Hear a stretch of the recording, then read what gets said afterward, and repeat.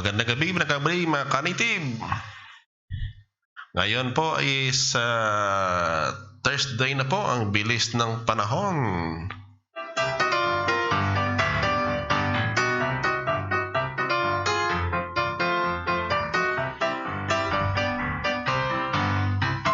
We are broadcasting live dito po sa second floor, R&D Building, Barangay Road, CPU, Haro, Iloilo City.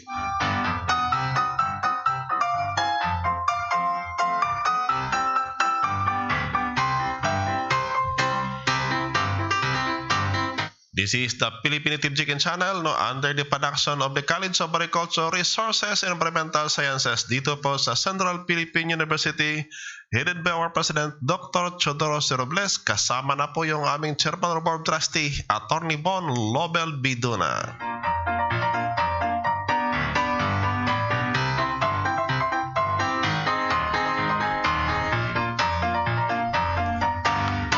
This is your host, Dr. Jaime C. Cabales Jr. Kasama na po dito sa technical po, Miss Dana Marie Istoy Gabasa.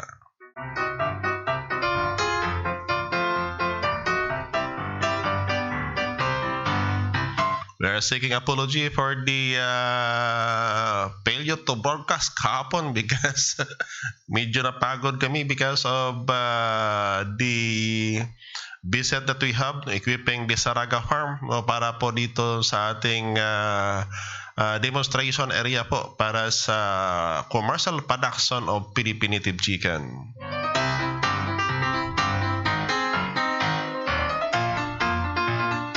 That is why na hindi kami nakapag-broadcast kahapon because of the visit we did at Saraga Farm. Because we are monitoring na para po na pagkatapos ng COVID po and when we go to what they call the new normal, para po sa mga gusto mag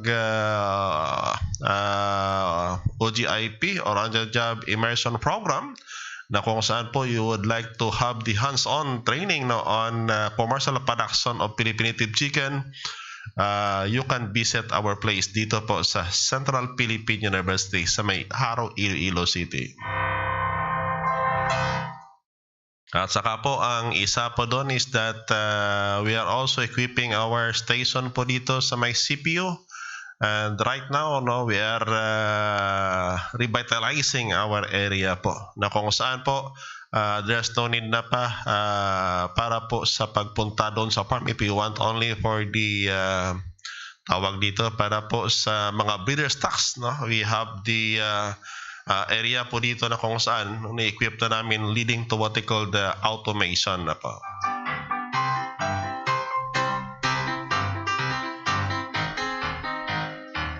We are now changing our gear from the research activities that we have way back then from 2011 hanggang 2019 hanggang earlier of 2020. Right now, we are changing our gear toward the commercial scale of production of Philippine Native Chicken.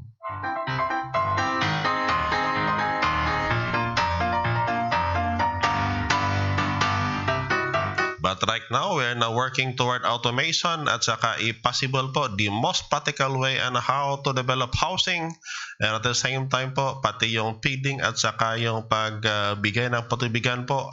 We are doing that in a semi-automated right now para po mapabawas-bawasan natin yung kahirapan natin to handle personnel in our respective farm. Again, if you found our program informative, please share our channel to those who would like, to those whom you know na makatulong po tayo. At saka sa mga baguhan po dito, hindi pa kayo nakapag-follow o nakapag-live sa page namin, please like and share our page. For our YouTube followers or subscriber, pasensya na po na hindi pa kami makapag-live in the YouTube because of the technical difficulties in connecting our live stream program or our application po sa YouTube. But we are doing this one in a recorded form para po at least kahit papano po makashare po tayo dyan sa YouTube about our program dito po sa Central Philippine University. At saka po, maraming salamat po sa mga viewers natin, and we're not expecting that the number of views that we have in our program po halos umaapak na more than 3,000 views. Thank you for the support. Thank you for the trust and confidence that you have given to the Philippine Native Chicken channel.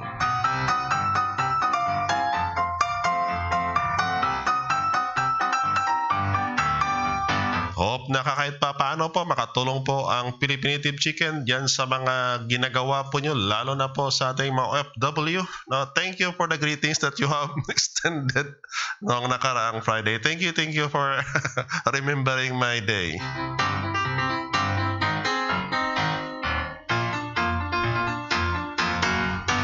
Isa pa to sa maraan namin para po na makatulong sa ating mga OFW, sa ating mga agripreneurs, sa ating weekend farmers, at sa lahat-lahat na po na kayang matulungan po ng project namin dito at CPU. We are doing this para po sa ating mga Filipino agripreneurs.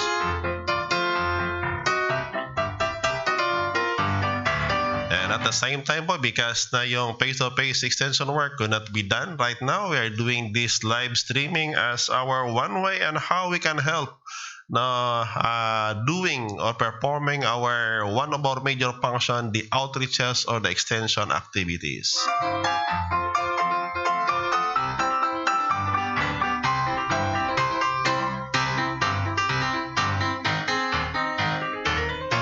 Sa ating pong mga viewers dyan, kindly state the place from where you are. At saka po, if possible po, if you have some questions, kindly write it in the comment section. Para po naman at the latter part of our program, we can answer all your questions and at the same time po, acknowledge your presence.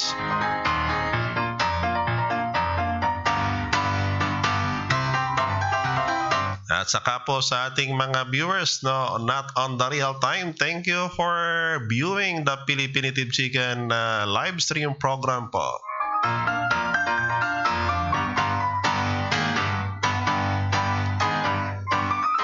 Thank you for the increasing number that you have. At saka po, we are always very thankful in behalf of our President, Dr. Charles Robles, he is extending his grateful appreciation po to our followers para po for the trust and confidence that you have given to this university.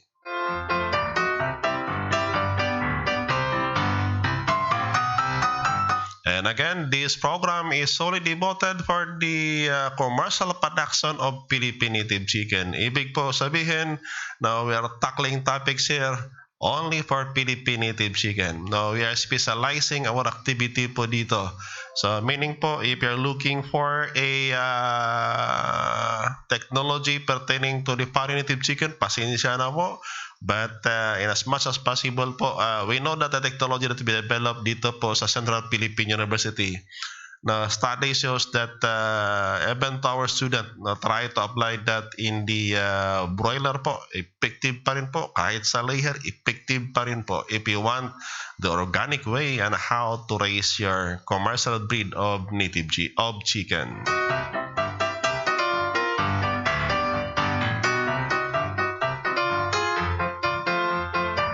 So nakaraang linggo, we discuss about the different consideration, finding the right location, at saka po yung consideration in terms of designing the housing. So we end up discussing that for 2 weeks and we sum up that last Friday.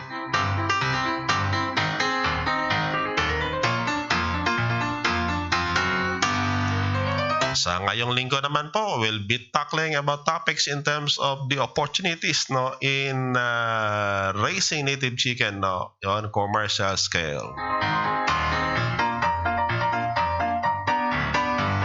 Para naman po at least you can have the idea of what you are going to do. Baka pagbalik po natin sa new normal po, at least you already have the idea as to what to do para po sa direct engagement nyo on the raising of Philippine native chicken.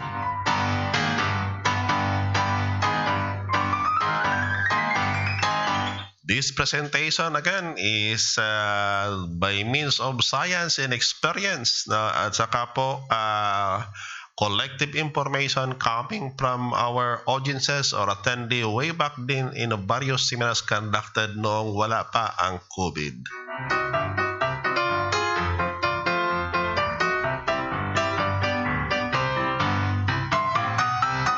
At saka nagtatanong po sa mga seminar, and as much as possible po, gusto ko na mag-conduct ng seminar. Kaya lang problema po natin dito ngayon is that we are still adjusting our online classes.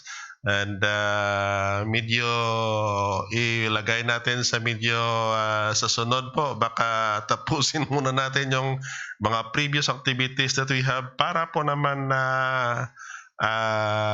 matapos muna yung isa at saka makumplito po namin revitalize ang station namin dito para i-possible po makikita po ninyo kahit na we are trying to connect that on the various CCTV camera that we have para po sa mga hindi makapunta, you can have it be viewed through what they call the CCTV cameras para real time po makita nyo po yung different projects that we have dito po sa may Central Philippine University.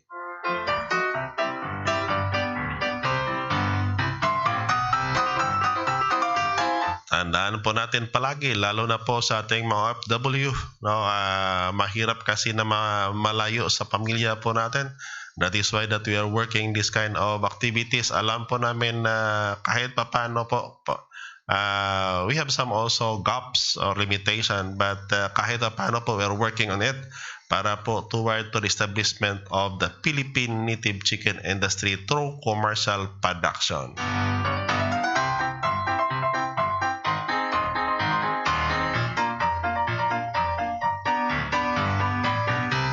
So that is why that we are doing this one po para na kung saan po makatulong po tayo sa ating pong mga agripreneurs, whereby kaya nga sabi namin is that given the demand that is why that we keep on pushing this kind of activity, because in my study conducted way back in 2010, the total requirement of this country when it comes po sa native chicken po is almost 238 million heads in a year. Nagiging problema lang kung bakit na hindi mo supplyan because of the limitation of technology when it comes po sa commercial production of Philippine native chicken.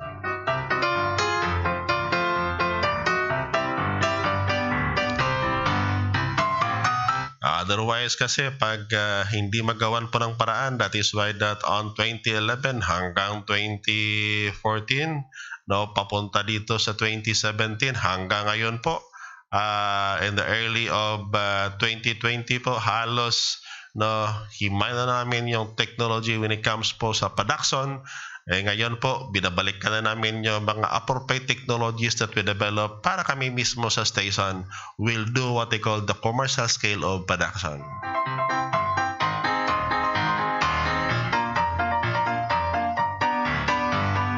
Nagiging problema kasi if tawag dito if you want to raise native chicken in commercial scale but you keep on doing it on a backyard scale, doon na kayo po magproblema. That is why that possibly po with the experience that we have and with the studies that we conducted dito sa CPU po, that is very critical. And at the same time po, we are finding means na kung saan if possible po, not only possible but we should do something. We should do something na kung saan po aside from the native chicken, we can develop other complementary enterprise po along with the native chicken para po naman kahit po sa limited area, we can have a greater income para po sa ating pamilya.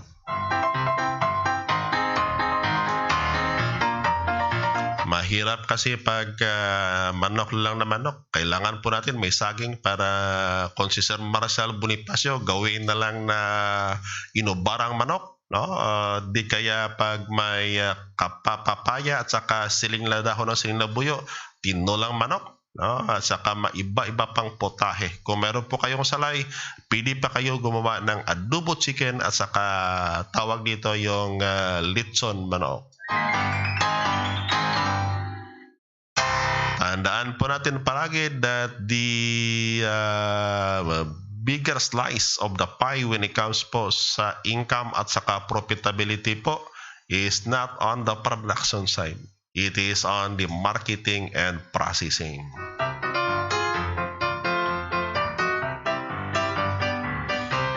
That is why that if possible po, dapat po dagdagan natin ng various enterprises, pati processing and packaging para na lang na isahan na lang po.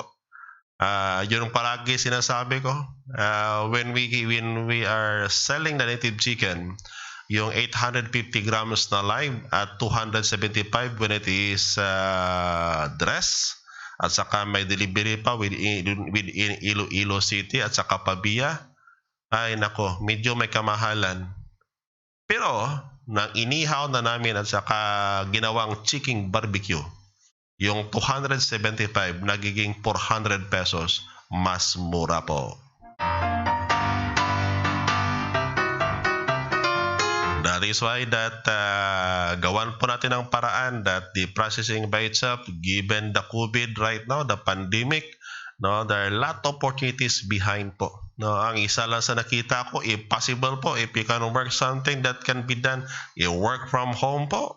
Mas maganda kung work from home, kahit na kalahati lang ang salary mo, but if you have the projects, no, different projects in your place, mas mataas pang kita nyo po. At saka po marunong pa kayo mag-deal in the marketing, lalo na po yung highway marketing, the better it will be para po umakyat yung level of profitability that we can have.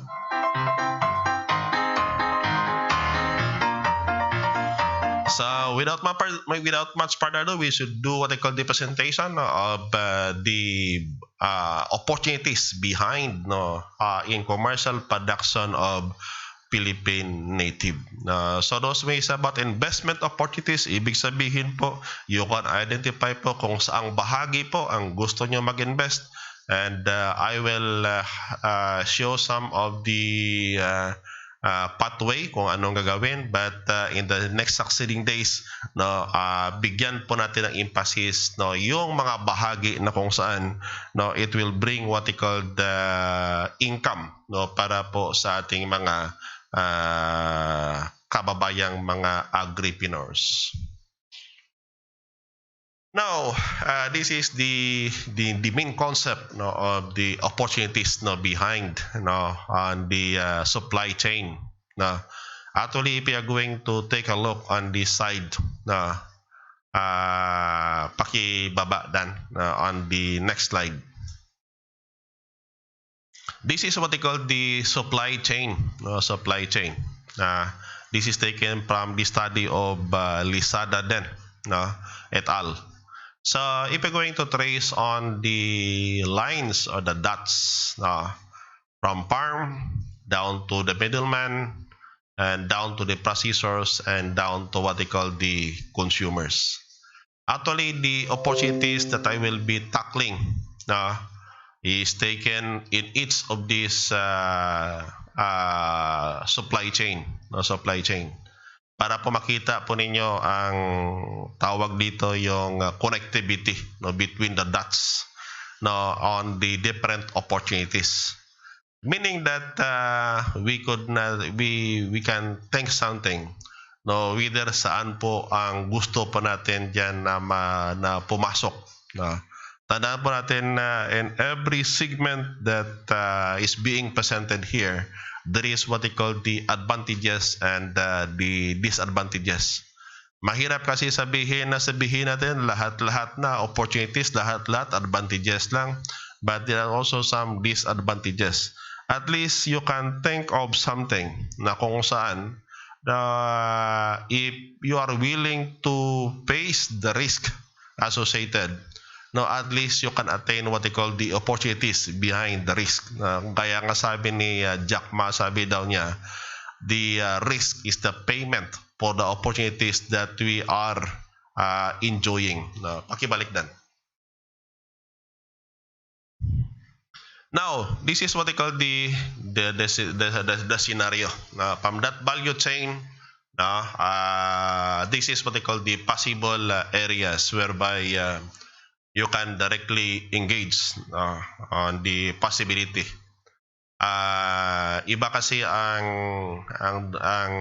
bawat area po nito have their own opportunity. For example, dito po tayo mag-umpisa po sa native chicken flock. That is based on, if you're going to take a look on the value chain, supply chain kanina, this can be situated on the raiser part.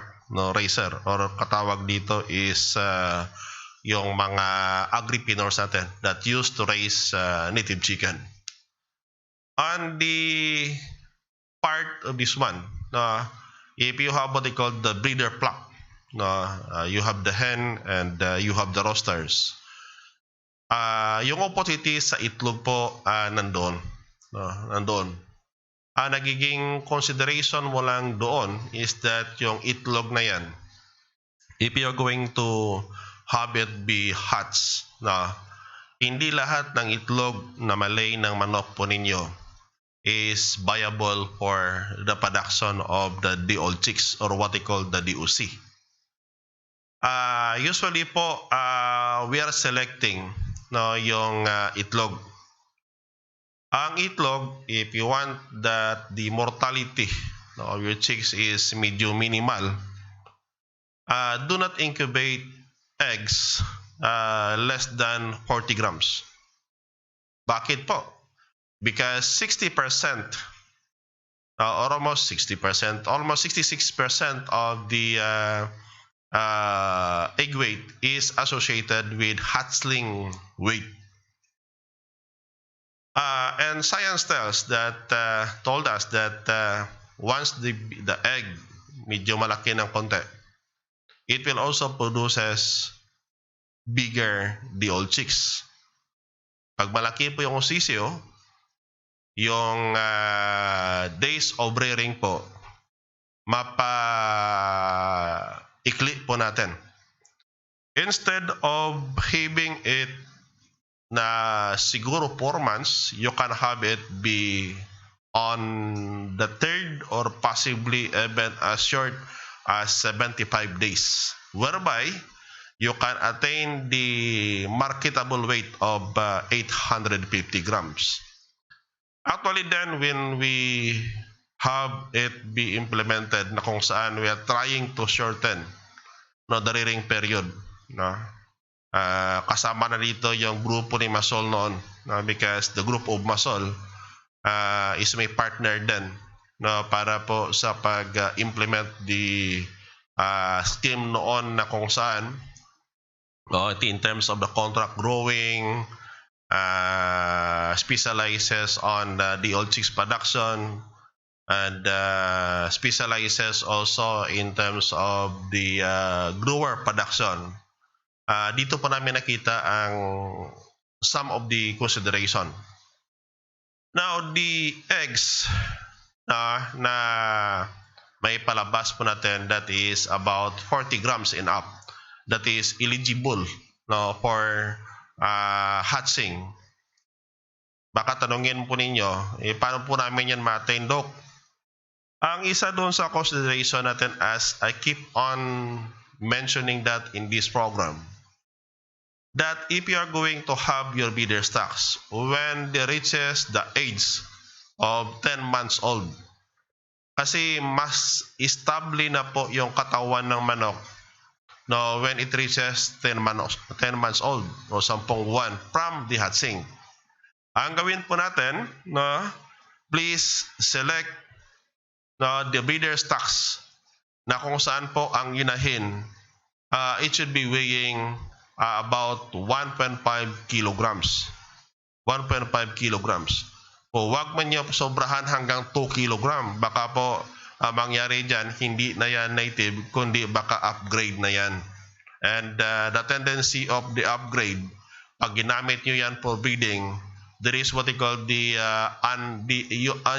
uniformity, or what they call ang tawag doon sa genetics, is what they call the segregation, na kung saan po ang ibang sobrang liit, ang iba naman na sobrang laki.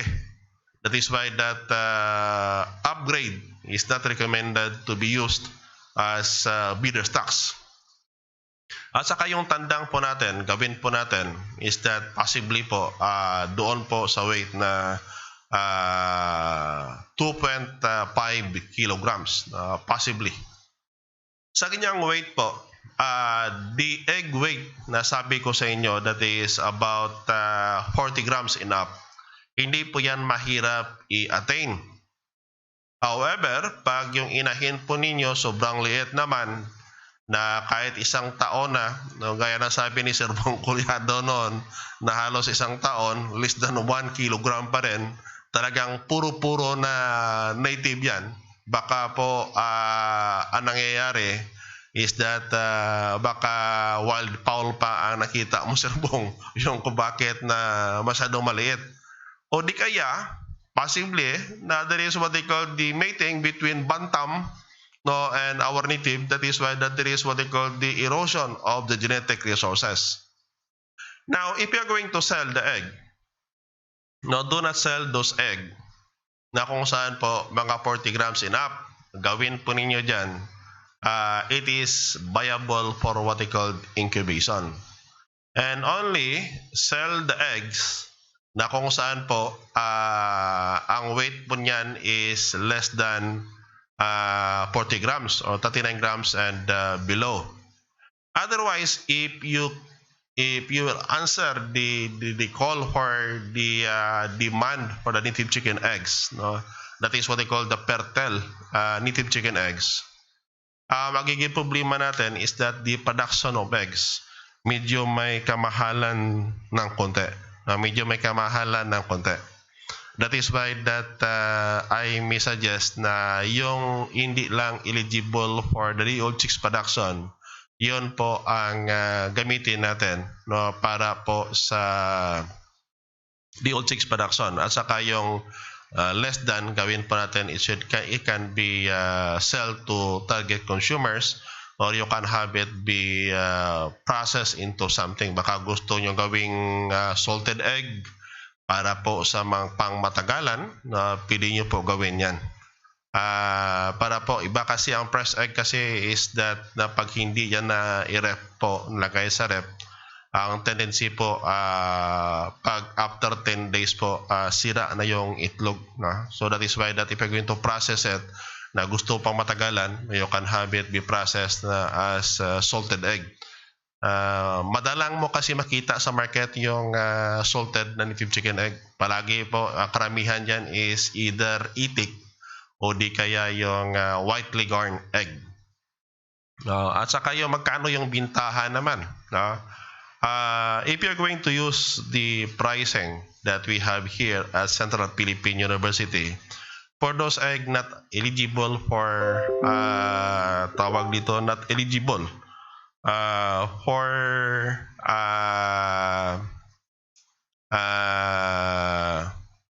incubation po, ang bintahan po niyan is from 7 to 8 pesos per piece, no, per piece. And that is what they call the pertel egg. Kaya lang problema mo is that there is a limited supply of it. No, usually po umaabot lang yan ng about mga 15 to 20% of the total egg laid by the chicken in the farm. Yung kung bakit na medyo maliit yung kaunti yung binibenta. Now for the day-old chicks pa lang, no, sa day-old chicks, ang isa po sa pili po ninyo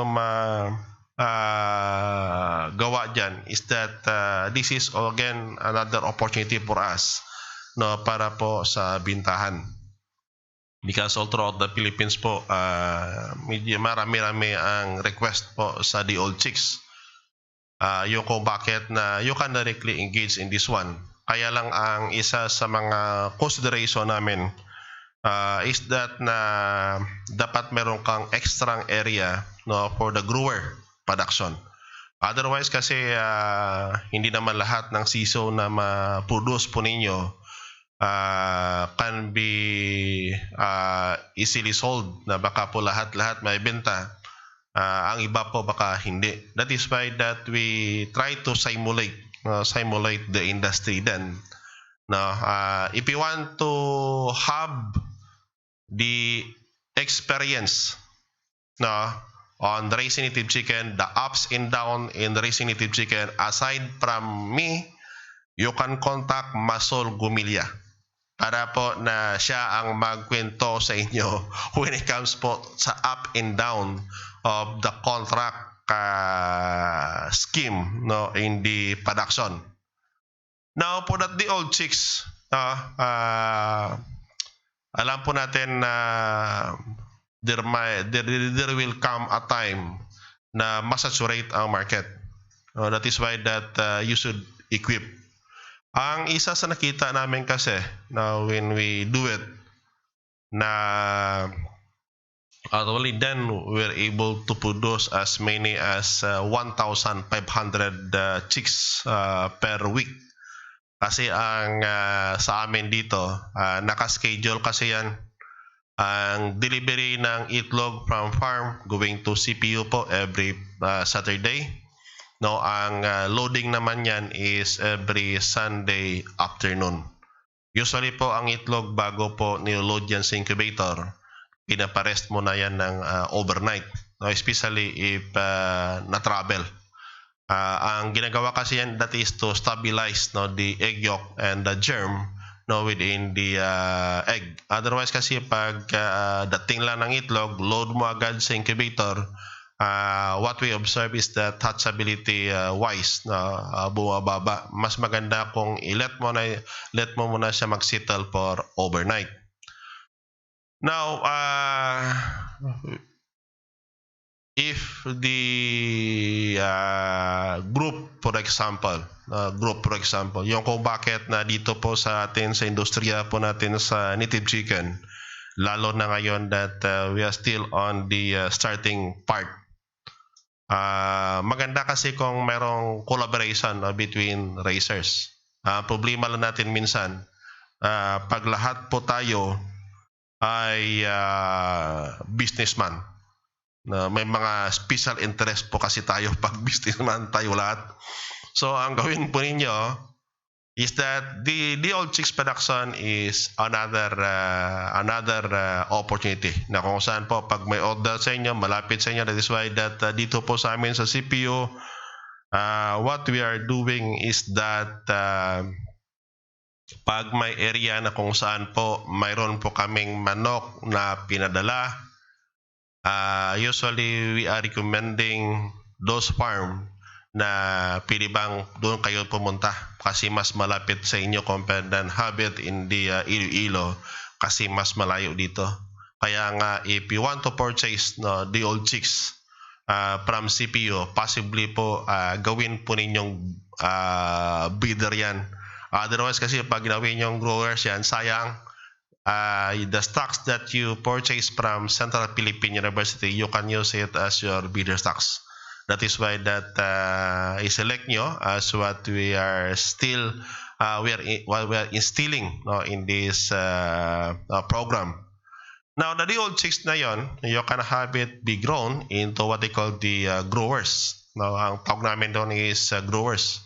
Actually, there's what they call the 3 stages. Now, we have what they call the brooding, at saka brooder age, starter age, at saka grower age. The developer and then the breeder, panghuli na yan. But usually, if you are going to produce chicken for market, usually po hanggang po growers tayo. Na kung saan, it is divided also in 3 segments. Ibig sabihin, if we are planning to have it be sold 3 months, ibig sabihin 1 month for the brooding, 1 month for the starter, and 1 month for the growing. We tried that, sabi ko kanina that we tried na kung saan ginawa namin na mapa-shorten if possible, and we're doing that in terms of what they call the prior. Kasi ang prior belonging to what they call dyan sa mga 60 days of age, prior pa yan. Ibig sabihin maganda yan gawing pang pride. Ang nagiging problema namin, hindi ganun ka-intact yung meat niya. Pag 60 days, yung kung bakit na pinakyat namin no, on the 75 days kasi mas intact yung karne niya. No? Pag niluto po ninyo, saka hindi matigas yung karne niya, no, on that age, lalo na pag why that we are pushing the 850 grams. Alam po nyo, if you are going to raise grower o chicken intended for market, more than 850 grams po, magiging problema po natin dyan, the economics behind it. Bakit po? It is because na pag ang manok, ang pinakamataas na gain in weight niyan is only up to 90 days. Paglampas po ng 90 days, halos yung weight gain niya in relation sa patoka niya or supplemental feeds, lugi na po kayo. Lugi na po kayo. Yung kung bakit na doon po tayo magmarka na on the 3 months or about 850 grams. Pag makuha mo sa 75 days at 850 grams, mas maganda.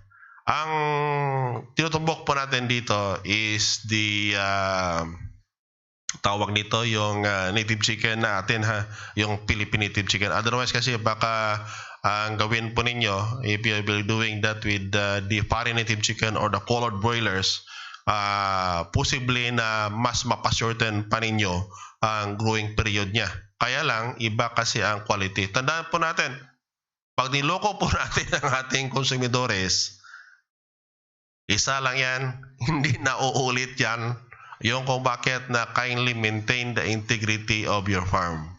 Even po dito sa CPO, we are maintaining the integrity of our farm. Otherwise kasi, pag nagkamali po kayo, baka mawalan po kayo ng customer po ninyo. Yung kung bakit that kindly maintain the integrity of your farm.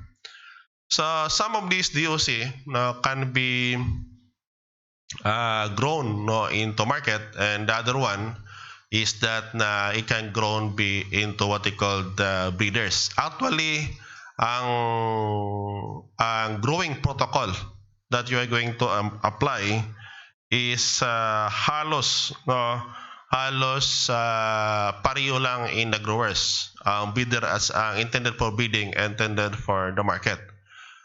Dito kasi sa breeder, marami din ang naghahanap ng pang-breeding. Kaya lang when it comes po kasi sa price niya, medyo may kamahalan pag breeder na, malaki na kasi yan. Okay lang kung medyo umaapaw o sumusubra yung pera natin dyan, but that is, I may suggest, medyo impractical na.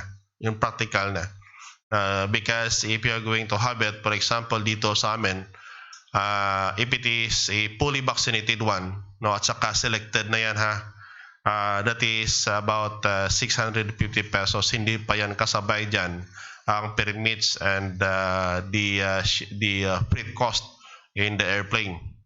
Yung kung bakit na I may suggest if you can have it, mas maganda kung the old chicks.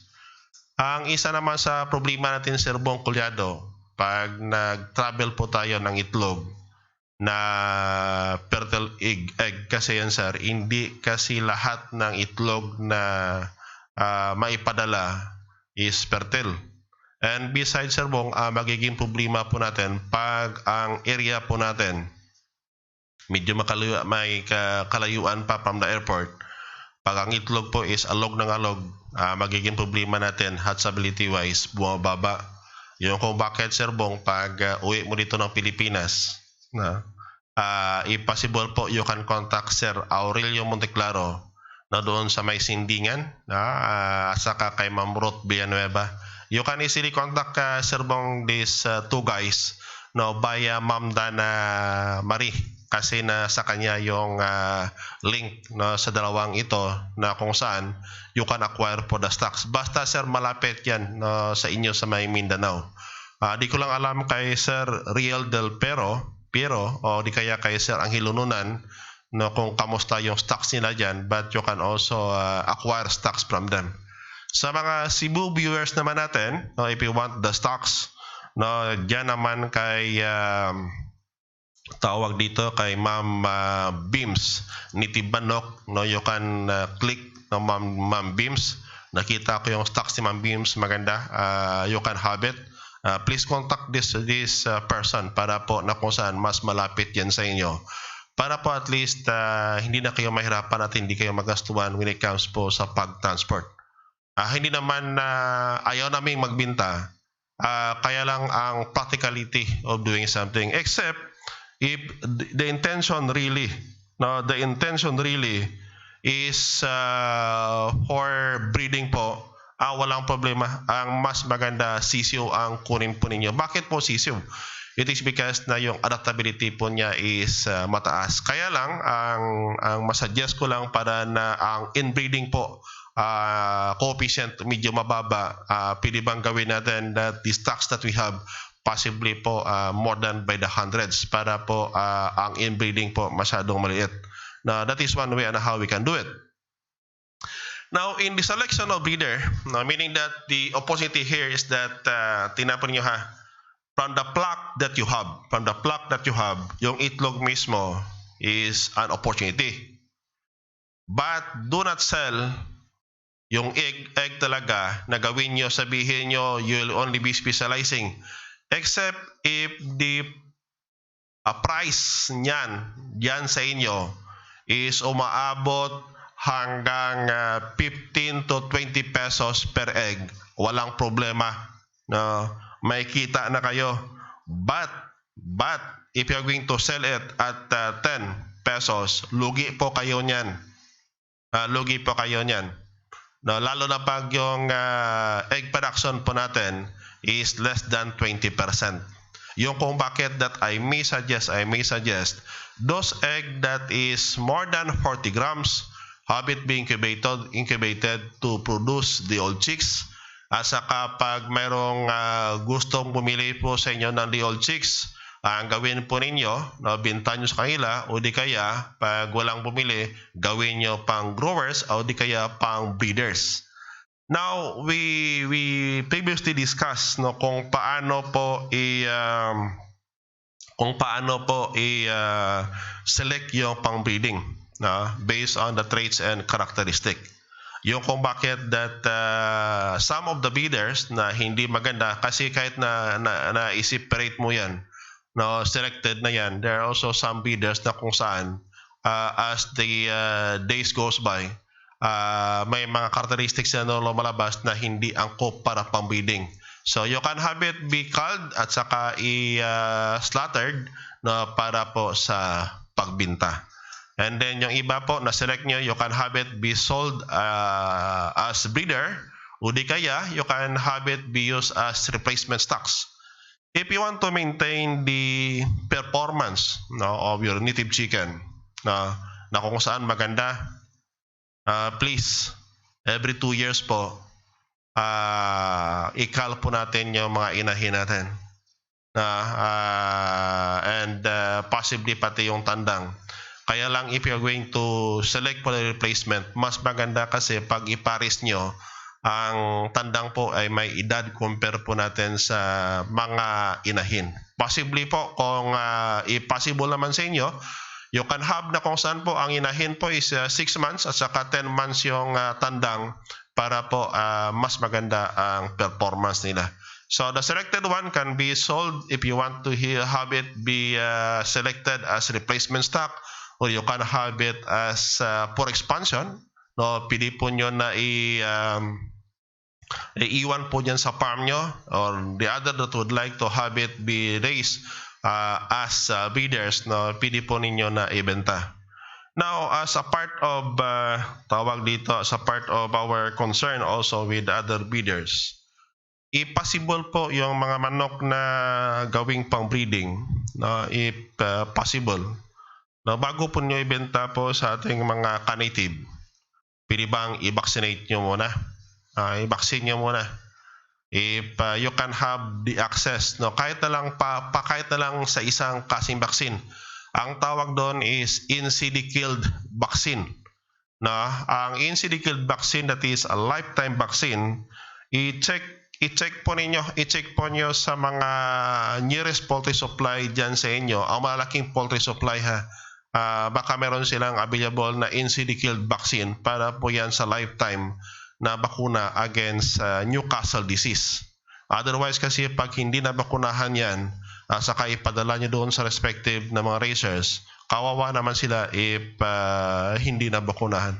We are investing money here, so dapat na siguruhin po natin.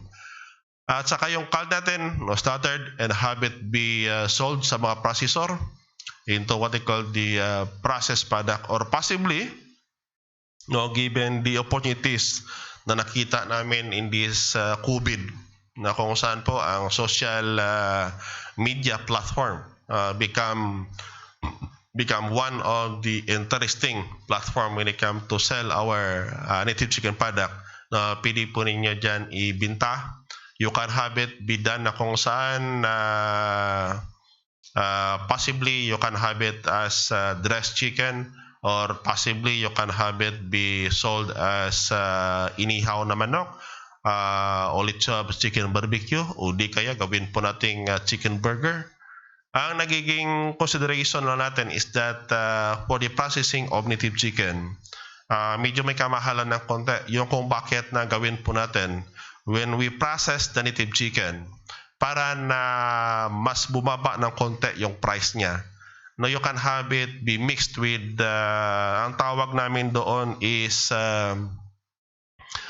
extender, meat extender, at saka peelers. No? Ang meat extender, na usually that is soya powder.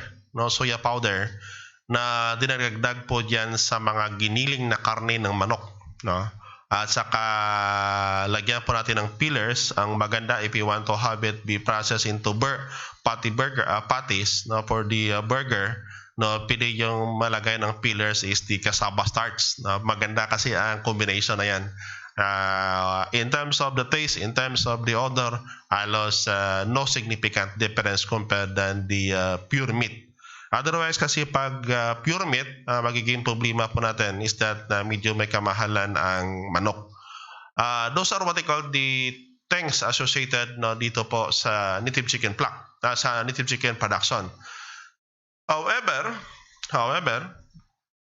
ang manok naman kasi na hindi naman siya mabubuhay kung walang supplemental feeds.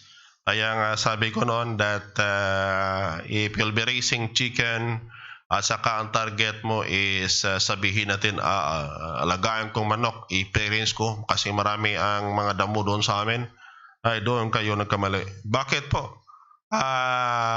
Hindi tatagal po, no, maubos yung mga damo doon, ang mga scavengable feed resources ninyo, kailangan talagang bigyan po ninyo ng supplemental feeds yan. Otherwise, pag walang supplemental feeds, baka mangangayat yung mga manok nyo. Yung kung bakit that dito po sa Central Philippine University, no, kung makikita po nyo, we keep on pushing the housing design, the technologies that we have. Bakit po? Based on experience and based on the observation that we have from 1960 up to now, if you're going to compare the population ratio,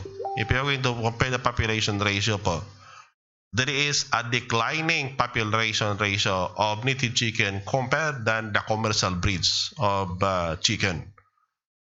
Bakit po? Hindi talaga, kaya nga palagi sabihin ng iba that ang gusto kasi ng market free range. Alam nyo, doon tayo nag-conflict. We started studies way back in 2002 and 2010. Alam nyo kung anong gusto ng market? When it comes po sa quality ng karne, ang hindi nila nagustuhan sa native chicken, matitigas yung karne at saka drier. Bakit? It is because of the completely parents condition, na kung saan po habang lumalawak yung lugar na ginagalaan po ng manok ninyo, yung muscle strand yan, tumitigas. Once na tumigas yan, ang magiging problema mo naman is that ang juiciness niya naman nawawala. Yung kung bakit na there is what they call the conflicting side. And beside, if you're going to raise it in a parents condition, pero kung gusto nyo talagang i-try nyo. At least you can have the second emotion. Kung sa tingin nyo medyo may pag-alinlangan pa kayo sa mga sinasabi ko, try nyo raise in parents para po at least makita yung difference. Otherwise kasi mas maganda kasi kung matry nyo. But if you believe on me, yung kung bakit na the technology that we have po dito sa CPO, yung 4x8 na yon na laging emphasis namin yun in terms of the housing design po, ay nako po. Yan ang isa sa nakita namin practicality wise. At saka yung production cost mo, pwede pang bumaba using that design. But if you'll be racing on the completely parents po, ay nako, 1960s hanggang ngayon, parents pa rin. But in terms of number, doon po tayo nahirapan. At saka yung kamahal doon is what they call the production cost. Isipin mo na yung survival rate is only 40%. About the 60%. Kung ikaw ang investor, anong gawin mo? Diba? Pero kung ayaw nyo maniwala and sa tingin nyo, you want to test na talaga totoo ang sinasabi ko, habit bidan. On later on, if you found na mali ako, then sorry for it. Pero kung sa tingin nyo, tama ako, you can easily back to us here at the Philippine Native Chicken. Now, the inputs that we are explaining here is that na in terms ng patoka po. The market wanted for the native chicken na kahit mahal yung manok po na native, gaya ng sabi ni Sir Marcial, na umabot hanggang 450 to 500 pesos a kilo a bit. Because the consumer is expecting that this kind of chicken is free from particularly on antibiotics and growth promotant. Yung kung bakit na if you are going to have it na kung saan po medyo allergy yung mga anak nyo o kapamilya ninyo, no, kung mag-anak nyo, no, on eating chicken treated with that kind of synthetic chemicals, talagang makangati yan. That is why that the inputs dito po sa Central Philippine University, we develop talaga yan. It is not only because of that readings that we have, but it is developed because of the various studies that we conducted here. Patoka, ang housing, ang pantambal sa sakit, at saka feeder stocks or the stocks by itself are considered to be the inputs. That is why that these are what they call the opportunities behind. And beside the other one is what they call the logistics. Dito po tayo medyo nagka-problema ng konti because the logistics, if you're going to tingnan po ninyo ang nangyayari in the market, is that na isinasabit lang sa gilid-gilid ng motorsiklo, ng jeep, yung manok. Maawa po naman kayo sa manok. Remember always that it is against the Animal Welfare Act. Ang maganda pong gawin na at then beside na that is violation to the Animal Welfare Act. And beside, pag ang manok kasi, pag hindi nyo yan itinransport po ng kaya-aya, ang magiging problema po natin is the quality of meat. Isa yan. And that is not only focusing in terms of the of our various product also. And then the packaging, ano bang maganda packaging para po sa itlog, para po sa mga sisiu, at saka sa mga processed product. And the other one is what they call the support services. That is why that we established this page para po to be considered as one of the support services po na dito po sa may industry na to. Kaya lang problema natin, yung time po natin, medyo overtime po tayo.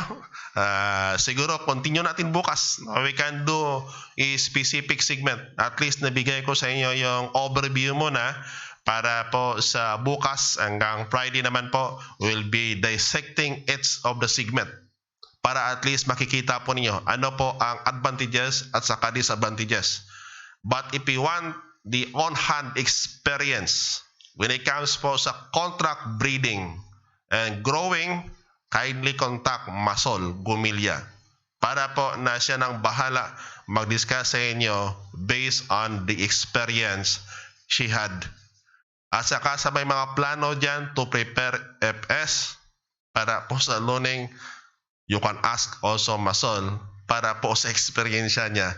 And we are creating the Musol farming technology. The other component ng Musol farming technology is coming from the concept of Masol Gumilya. But before we end, we'll be answering some of your questions and acknowledging. So, sa ating pong mga ka-native dyan, if you have questions, you can shoot questions right now para po masagot namin before we end this program. Sayang kasi pag nag-end na yung live namin, baka hindi na namin masagot yung mga katanungan nyo.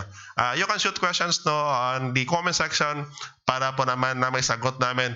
Will not be ending this program. Habang may tanong pa kayo dyan, have it be done, please write in the comment section po.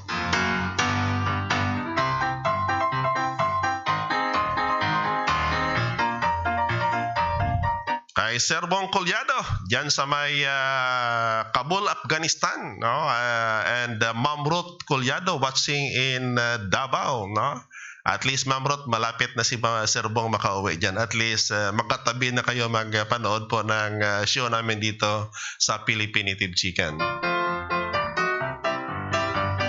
At saka sa mga Collado brothers dyan sa Mindanao, magandang gabi po sa inyo and thank you for the support to the program. Kay Sir John Vergara watching from Saskatchewan, Canada.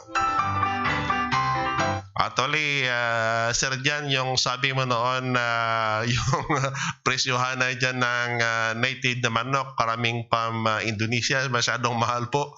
At saka ang feedback kasi, hindi lang po kay Sir John, kahit po sa iba namin na mga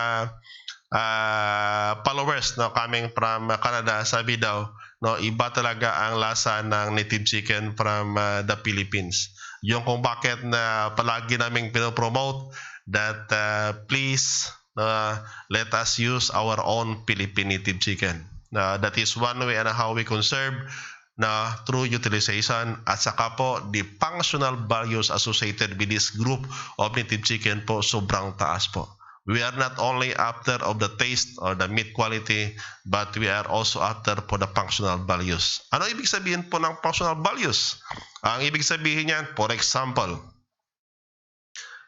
sa mga babae na bagong panganak, at saka yung gatas na ayaw lumabas, ang gawin po ninyo, maghanap po kayo ng manok na o inahin na naglilimlim, at saka gawing tinulang manok. Lagyan po ninyo ng papaya at saka dahon ng siling labuyog. Gawin nyo po ang tinulang manok at saka ipahigop yung mainit na sabaw sa mga babaeng bagong kapanganak. Bakit po? It is because the presence of prolactin. The prolactin, that is the hormone responsible for the milk secretion, is sobrang taas dyan sa mga manok na naglilimlim. And that is what they called, ang tawag po natin doon is what they call the functional values na halos nawala na yan among the commercial breed of chicken.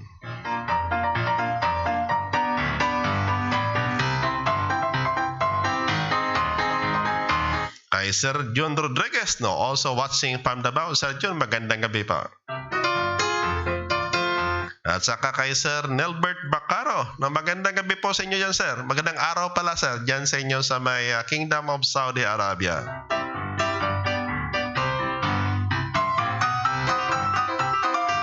Kay Sir Richard Waisu, Ilodok, coming from Calapan City, Oriental, Mindoro. Sir Richard, if you want more information, basta pertinent to commercial production, ups and down, kindly contact Masol Gumilya, Sir.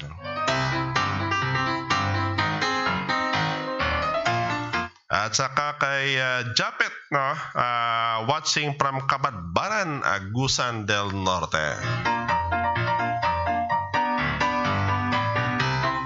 At saka kay Sir Marcel Bonifacio watching from Cainta, Rizal. At saka kay Jing Udips, saka sa mga kasamahan niya dyan sa may Davao, no, sa Jeeps, Udips, no, Native Chicken Farm. No, magandang gabi po sa inyo dyan, Jing. No, hope na yung manok po natin dumadami na.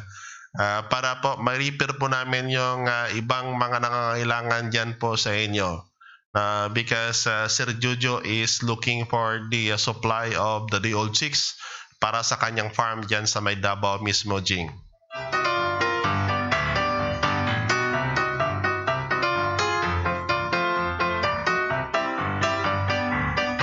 At saka kay Ma'am Masol Gumilla, the small but terrible woman. Alam nyo kasi nung nasa kasagsagan pa kasi kami ng aming project dito po in terms of the implementation of the commercial production po. Yung nag-iisa naming farmer or agripreneur na si Ma'am Masol po, halos yung kasamahan niya puro lalaki yan. Dalawa lang sila ni Ma'am Dana Marie yung babae. Yung sa grupo po namin, when we do what we call the tawag dito yung pag-alaga po ng manok na by the thousand. The first contract breeder po namin dito sa Pilipinas po is Masol Gumilla, and the first contract grower po namin si Sir Job Perulino sa may Miagao and Sir Mario Duran dyan sa may Kansilayan, Tigbawan. Kasama na po dito natin na rin si tawag dito si Sir Julius Pilyura, no? When we have what they call the dry run of this commercial scale of production. Yung kung bakit na the ups and down po, and especially talking by the thousand po, iba. That is why that right now, we are shifting our gear from research to commercial production talaga. We are taking advantage of this COVID para po sa realignment of the resources that we have po dito sa CPU para at least isahan na lang. Pagdating ninyo normal, halos lahat-lahat naka-in place na. Yung kung bakit na sa ating mga research dyan ng Native Chicken, take advantage of this COVID to realign your operation.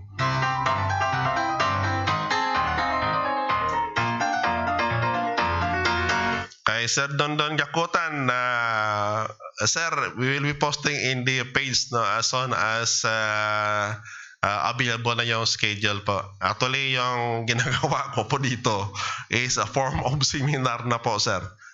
Kaya lang hindi lang siya ganon, Sir, na continuous yung topic natin.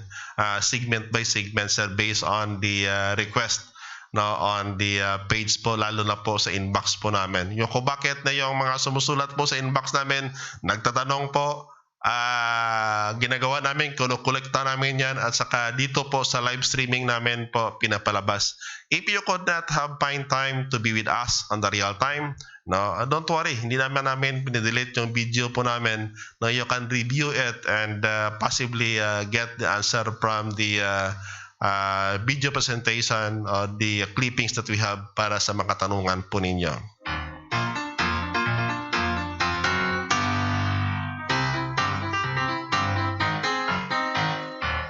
Kay Japet, actually sa Japet, na-try namin na mag-dress po, no, mismo po sa dressing plant.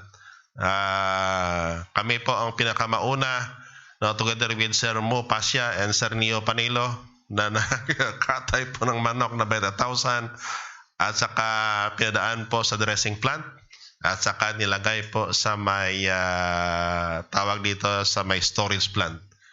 But based on experience, Sir, and based on science po, siguro, Sir, there's no need for you to have, basta as long, Sir, na yung manok po, ang native chicken niyo po, dyan lang po, gumagala po sa lugar niyo. And then, hindi naman kanon, Sir, na by the thousands like what we did before. Hindi naman nyo po kailangan ang nimis. Ang siguruhin po ninyo, Sir, na as long ang pagkatay po ninyo malinis and habit na kung posible po, eliminate the possible source of contamination. Otherwise, masira po kayo sa customer ninyo. Dito po kasi sa amin, no, we develop our own machine, plucking machine. Iba kasi ang timplada ng plucking machine intended for native chicken than those intended for broiler. Yung kung bakit na we develop our own plucking machine dito, the ratio when it comes po sa speed po, iba ang kailangan po ng native chicken, and even for the temperature requirement po, iba din. Ang maganda kasi Sir Japet sa native chicken, mas maganda kung wag po natin ipatagalin po sa storage. Ang ating iwasan lang po na dumaan yan sa tawag dito yung sa vertical chiller, yung screw chiller. Kasi pag nandoon yan, it would take about 45 to 1 hour, 60 minutes na umiikot yan. Magiging problema po natin, pumapasok yung tubig sa loob ng katawan niya. Magiging problema po natin, yung lasa ng karne ng manok halos makatulad na doon sa broiler. And that is what we observed during the time na ginawa po namin yan. And then ang blast freezing kasi, ang target mo yan is ma-extend ang life event up to 6 months. Kaya lang, Sir Japet, na magiging problema po natin again is the quality of the meat. Yung kung bakit na based on experience namin at saka sa studies conducted, possible po pag nakatay po ninyo ngayon, may benta nyo agad, the better it will be para po ang lasa ng manok po natin is maintinado. However, in the cases po na malagay po kasulanin as long na hindi dumaan doon sa screw chiller, you can store it even up to 2 weeks po, sir. Diyan lang, sir, no need for the temperature to be critical. Ang gawin po natin, lagay natin yan sa may freezer, deep freezer. Hindi sa freezer sa taas ng ref nyo, ha. Okay lang kung pang konsumo, sir, but if that is intended for sale, no, lagay po nyo sa deep freezer. Na kahit maliit lang, sir. Pero para maiwasan po nyo ang freeze burn. Ang freeze burn kasi, ang nangyari dyan is that pag ang freezer nyo, angat kayo ng angat, tapos yung manok po sa loob, lost na frozen na yan, pag angat nyo ng angat, hanggang dating yung panahon, yung skin niya po, para nag-brown na yan. Ang tawag doon is what they call the freeze burn. So ang gawin po natin, lagay po natin sa sako. Make sure ng sako po is malinis, ha. Hugasan nyo ng maigi. At saka ilimit yung number para pag kuha po ninyo, huwag nyo nang ibalik. Kahit nasa freezer yan. Para pong sako kasi it is one way on how to contain para po ma-minimize yung cases of what they call the freeze burn. Otherwise kasi pag marami po sa manok nyo ma-freeze burn kasi nag-iiba yung quality niya. So that is one way on how you can do it, Sir Japet. In terms of the NIMIS permit, as long na kaunti lang and then within the area lang po tayo dyan, walang problema. But if you are transporting it from one place into another, mas maganda sa Japet kung mismo ang area po ninyo that is a NIMIS certified area. Para po at least you can have it be sold, no, kahit saan po. NIMIS is needed. Basta maramihan ang kwentuhan po natin dito at saka ang binibintahan po natin is medyo malayong-layong lugar, Sir Japet.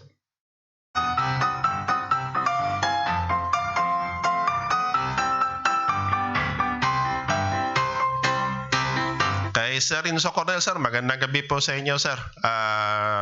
Kindly dito lang, sir, lagay, sir, sa comment po ninyo, ang tanong po ninyo dito po sa may ating comment section po dito sa live stream, sir, para po makita din iba, at least makashare tayo ng information with the other racers also that is viewing right now.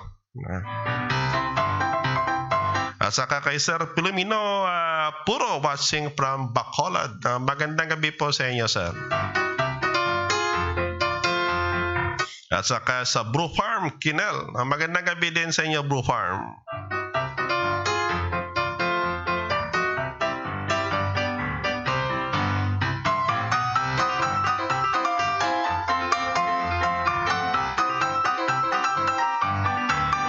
Kay Sir Roger Rocky Bustamante, may available po ba na book ng Philippine Native Chicken? Walang problema, sir. Kindly contact Ma'am Dana Marie Istoy Gabasa.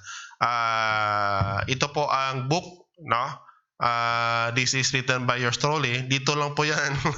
Inibinta po sa may Central Philippine University. Otherwise kasi, sir, pag dinaan namin to sa bookstore, ang problema namin, sir, yung kanilang patong, mas mahal pa ang sa bininta namin dito. So, yung kung bakit na we are doing it no, dito po para na lang na mas makamura po ang mga racers natin if they wanted to buy for this book on the commercial production of organic native chicken. Actually, may mga succeeding additional book po ito na pertinent naman po on the integration of native chicken in other enterprise. Kaya lang ngayon po sinusulat pa natin para na kung saan magiging complete na po yung package natin when it comes po sa pag-alaga po ng manok. Tandaan natin dito, complementation or diversification of farm is what we are pushing para po na ang level of income natin po mapataas pa natin ng konti.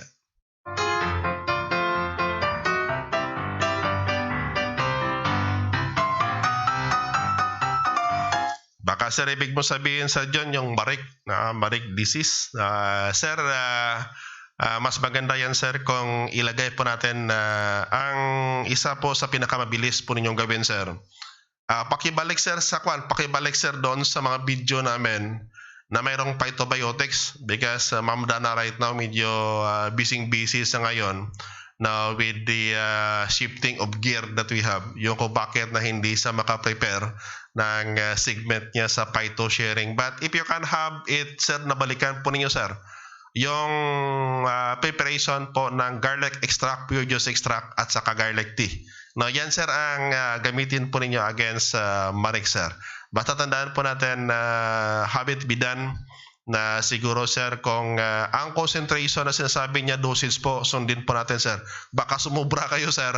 Ang problema po natin medyo may overdosage yung garlic sa manok, yung kung bakit that we are recommending kaunti lang ang requirement mo yan sir na when it comes po sa garlic. Ang kaganda ng garlic kasi sir, hindi lang siya pang bacterial, antiviral, antifungal, at saka nagsaserve pa sang dewormer no, among your chicken. That is why dito po sa CPU, madalang ka makakita ng manok na may internal parasite because either we are using the pure juice extract or what they call the garlic tea no, sa patukaan at saka sa tubigan po ng manok namin.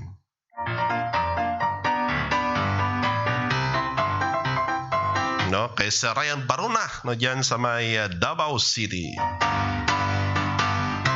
At saka kay Sir Elser, at least Sir Elser, natanda ko na yung pangalan ni Ma'am Cecilia, and Sir Elser Sablaon, dyan sa may Mabuyong, no? Aninii Antique.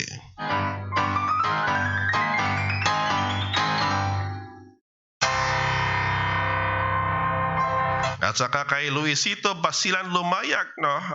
Good PM sir, watching from the four corners of Farm, Santo Rosario Organic Native Chicken Farm Association, Santo Rosario, Inabanga, Bohol. Sir Luisito, kabahagi ka ba ng project dyan sa may PRDP in Bohol? Because the PRDP project in Bohol, kami kasi ang technical support services po ninyo sir, and hoping that we're now working on the revision of the work plan that we have para po na makumpleto yung project namin with the PRDP, and we are serving the PRDP in Western and Central Visayas.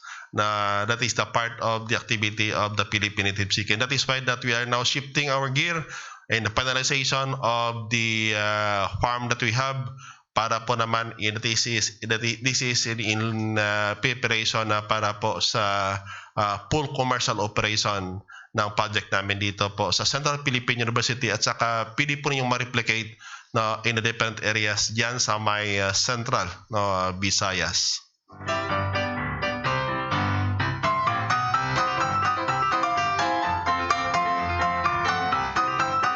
Kay Sir Riel Piero Di Goles, na magandang gabi po sa inyo sir.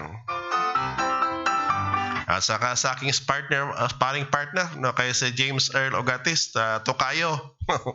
Mahirapan tayo ngayon because of the restriction of entering the Central Philippine University, Tokayo, but we'll find means na sa darating na panahon na sabay po tayo sa programa na to, and then at saka po we are inviting po sa ating mga taga-subaybay po dito within Iloilo City, we'll be establishing the CARES FM, that is a community-based radio station, FM station, na kung saan po it will cater also the various technologies no, pertinent to agriculture. And we have also the online radio station. It will be streamed online, the CARES FM. Pakiantabay lang po. At saka kay Sir Pablo Rodriguez na also watching right now. No? Sir Pabs, na kaano-ano po si Sir John Rodriguez. At saka kay Mick Dinolos na watching from Osamis City, Misamis Occidental, Mindanao. Magandang gabi po sa inyo dyan, sir. At saka kay Salvi Aluhipan, no, watching from Kulasi, Antique. At least, sir, nandiyan ka na sa may Kulasi, sir. Magandang gabi po sa inyo, sir.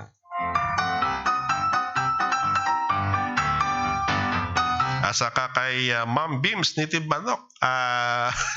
At least, Ma'am Beams, nakahabol po kayo. Hindi naman tumalab yung magic mo sa kusina, ha? Ay, Sir Bong, at least nakuha mo yung advice ko kanina, sir, ha?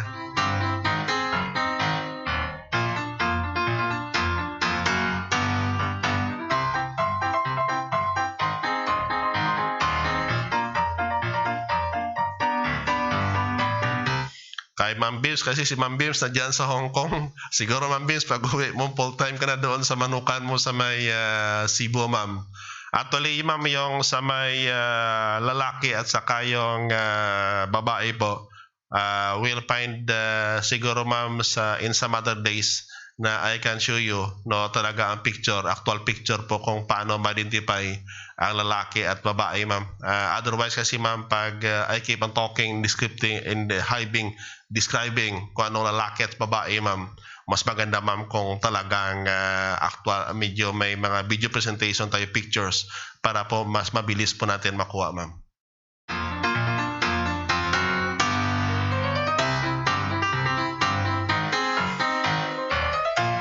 Kay Sir Japet, actually, Sir Japet, based on the study we conducted then in 2002, alam mo kung magkano, ilang heads ang requirement, ang mapaubos po dito sa 6th district of Iloilo under normal condition. That is about 2,500 chicken per day po. Dito pa lang sa Iloilo before the COVID yan. That is the 2,000 data po. And still requiring for about 600 additional. But based on the data naman po ni Ma'am Bilyesa po, na mas mataas po ang requirement. Yung kung bakit that if you're going to sum up all the requirement for the whole Philippines po, ang yearly na kailangan po is 238 million heads. Kaya lang ang nagiging problema is ganito. There is what they call the market preference. Pag wala ang native po, yung kung bakit na dumadami yung foreign native chicken. Kung tingnan nyo po, bakit po na foreign native chicken? It is because na requirement po sa native, marami po. Yung kahit na kaya pumasok yung colored broiler, tinawag na lang ang foreign native chicken, para that is what they call to inform the public that it is what they call the foreign native chicken. Walang nangiging Philippine native chicken but naging foreign na siya.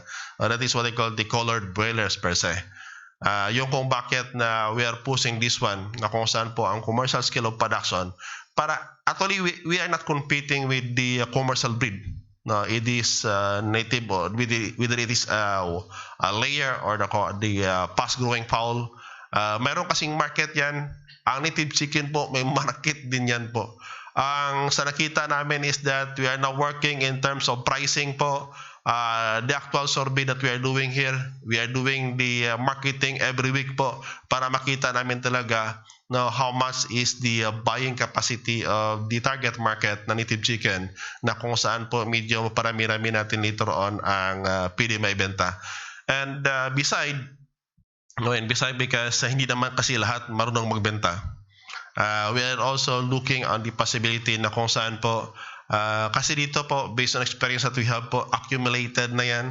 Yung kung bakit na binabalikan namin yung mga previous studies namin para po to come up with a technology na kung saan, kung posible pa na mapababa pa namin ang production cost, the better it will be para yung selling price niya, no, bababa din correspondingly. No? Yon kalaki, kadami, sir. Tama yung sabi ni Masol. No, isang institution pa lang, yung 1,300, isang araw pa lang yan. Isang araw pa lang. Ganyan kalaki ang requirement dito sa native chicken in Western Visayas. That is why that the Center for Research on Native Chicken po in the whole Philippines po nakasentro dito sa Western Visayas because mga tao rito mas mahilig kumain po ng native chicken. Kung pumunta pa kayo sa mga kabaryohanan, no, sa mga parplang barangays, ang palagi niyo madinig is that pag walang ulam, manok-manok lang ang ulam. Kasi medyo mahirap ang buhay. Pagdating ng COVID, walang mapagbilhan ng ulam. Ang ulam araw-araw, either itlog or manok ng native chicken. Because the highest population of native chicken throughout the country can be found in Western Visayas. And the data then, it is already more than 13 million. Based on the data of Philippine Statistics Agency, more than 13 million of the population of native chicken is situated in Western Visayas.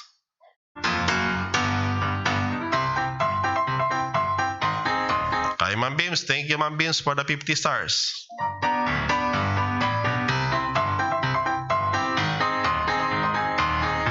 Kay Salvi Aluhipan, walang problema sir, but preferably po mag-travel po kayo ng itlog either na sa madaling araw.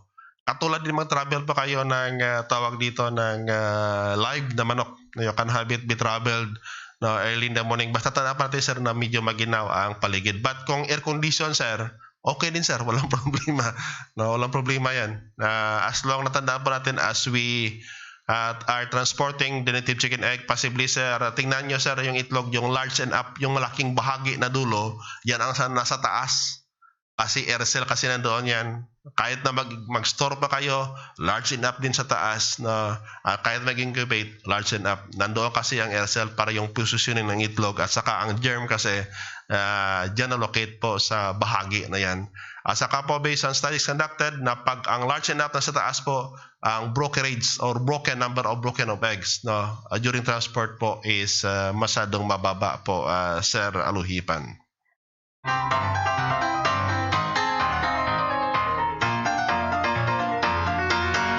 Kay Sir Midjana Irmanglin Mihika from the Kingdom of Saudi Arabia. Magandang gabi po dyan sa inyo, sir. Magandang araw pala, sir.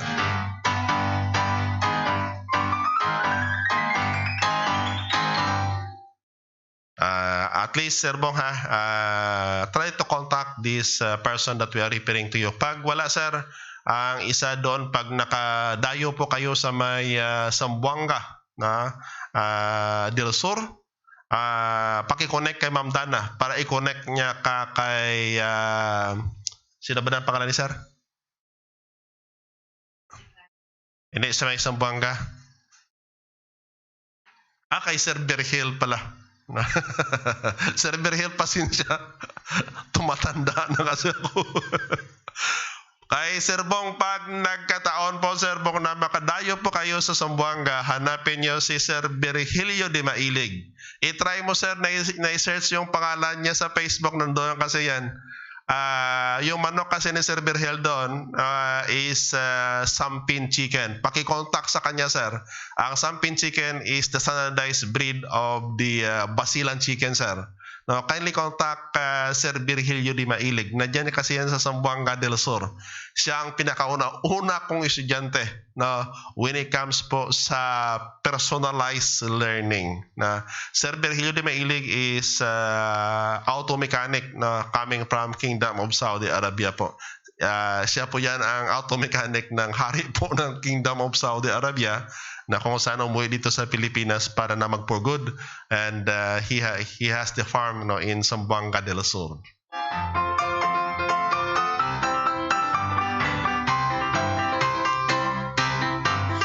Walang problema, Ma'am Bims, para pa makatulong tayo. Kaya nga sa mga area dyan na may mga manok po kayo na native, huwag po kayo magatubili.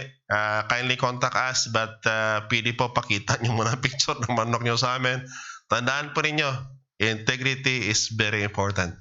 So kung may mga native kayo dyan sa lugar nyo and willing kayo to sell, no, kindly inform us na para po pag may naghanap-hanap po, pili po namin ma-repair yung mga farm nyo dyan sa respective areas po ninyo.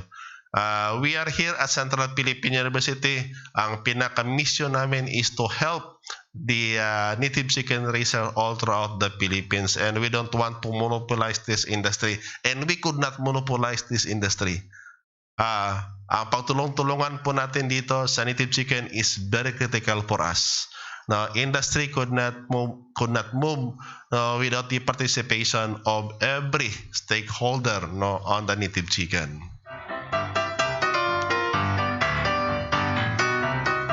Kaya nung imong Laguna dyan sa may Dueñas, no, sa may MAPSI chairman, no, dyan sa Dueñas, nung imong I will be visiting Pasig tomorrow. Hope na nandyan pa kayo sa lugar nyo, baka makapagdaan muna ako dyan sa location pininyo ng imong Laguna.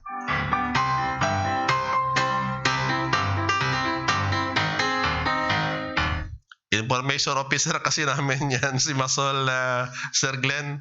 Nang time na kung saan doon pa kami sa kasagsagan ng commercial dry run in the commercial production po, si Ma'am Masol po ang aming information officer po. Usually, Ma'am Beams, yung vaccine po na NCD killed, binibigay po at the age of 3 months po. Yung bang napili mo na yung manok, and usually, Ma'am Beams, ang ginagawa niyan is that na ang vaccination program kasi based on the NCD lang ha, NCD lang. Ibig sabihin po, pag ang area po ninyo, wala mang sakit yan about coryza, about infectious bronchitis, huwag na kayo magbakuna ng manok nyo ng ganon. Kasi ang nangyayari, ikaw dumadala ng sakit dyan. Ang gawin po ninyo, ang sa NCD po, sa natatanong din po ng about vaccination program, usually po, 3 to 5 days, ang binibigay po niyan ay yung pinapatulo. That is what they call the NCD B1B1. Pagdating naman doon sa 21st day niya, ang binibigay niyan is NCD Lasuta. Para po naman yan sa 21 days and older. Usually po ang vaccination, ginagawa yan every 3 to 4 months. 3 to 4 months ang pinapatulo. Yan ang ginagamit. Kaya lang, dapat every year, ang pinaka-shortest na means niyan, basta walang nag-aalaga o magsasabong sa paligid po ninyo. Otherwise, kung may nag-alaga po ng pangsabong sa paligid nyo, they have what they call the periodic vaccination. Tanungin nyo muna kung ano mga bakuna na ginagamit nila. Kung pwede humingi sa kanila, maghingi po kayo. Kasi ang isang vial niya that is good for 1,000.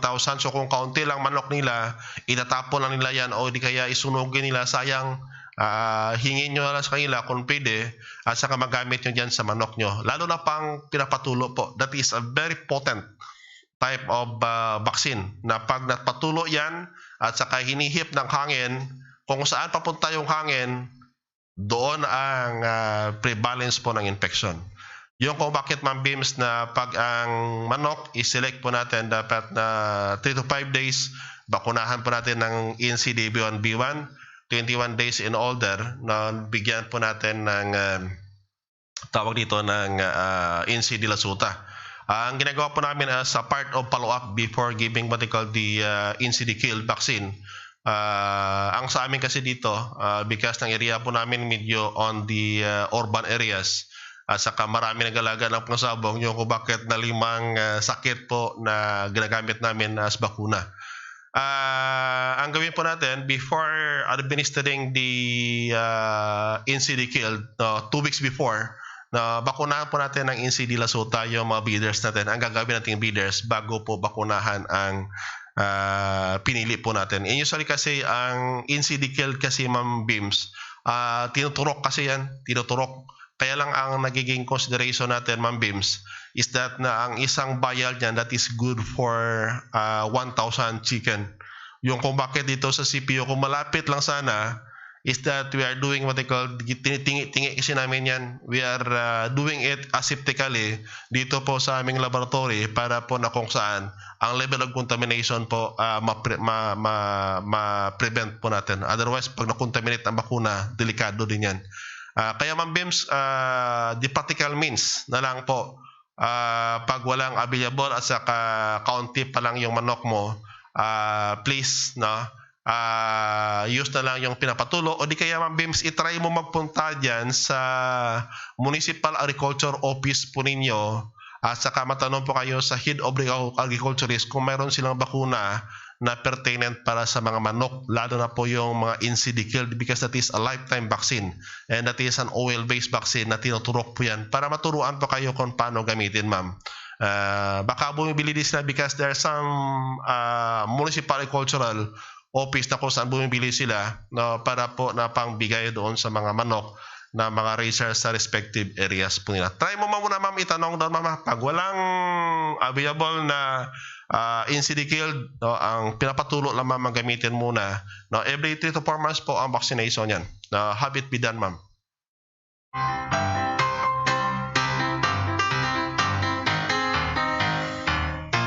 Kay Ma'am Nobi Gloria Gabriel, no, from Tapas, Capiz. Tapas, ma'am, or Mambusaw? No, watching from Kingdom of Saudi Arabia. No. At least, ma'am, nakahabol po kayo, ma'am, sa program po natin, ma'am.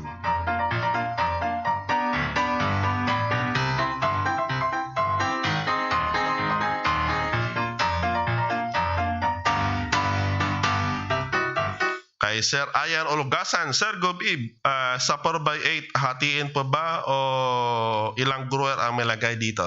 Seriously, sir, pag ang 4x8, sir, pakita po namin later on pag na-establish na namin dito, sa area po namin dito mismo sa loob ng campus namin, ang 4x8, sir. Usually po, ang nilagay po natin dyan is yung mga manok po natin na yung edad po is about 45 days po paakyat, sir.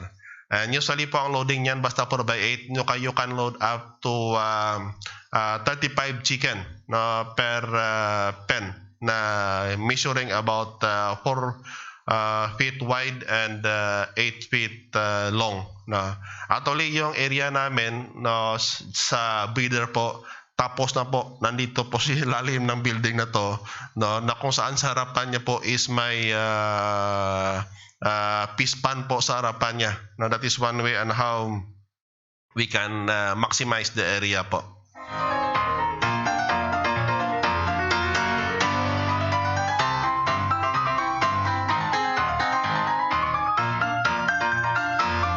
Kay Sir Pantalyon Junior Tanio, sir, meron kang vaccination program from the old to 3 months.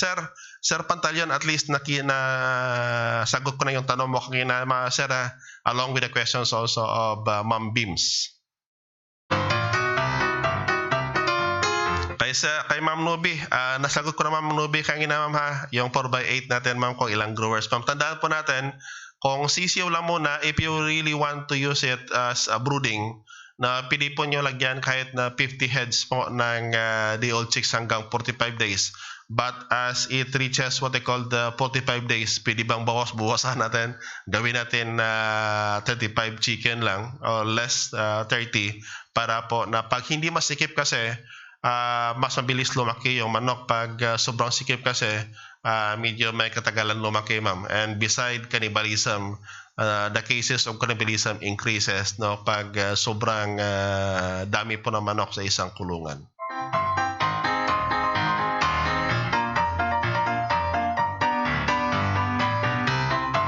Kay Sirapin Gonzales Jr., na magandang gabi po sa inyo, sir.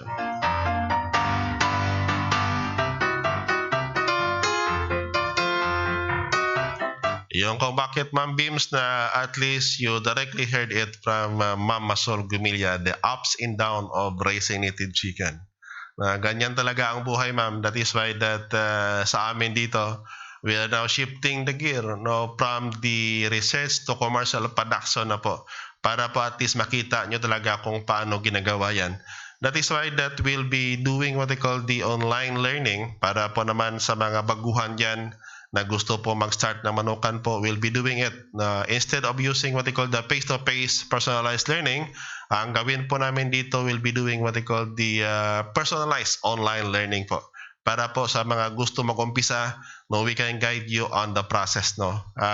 Unlike doon sa time kasi nila ni Masol at saka kay Sir Lester na talagang personalized yan, talaga pumunta dito sa Iloilo to learn on how to raise native chicken in commercial scale. Kay Sir Nicolas Lial from Lambunaw and right now in New York, no, magandang gabi po sa inyo, sir.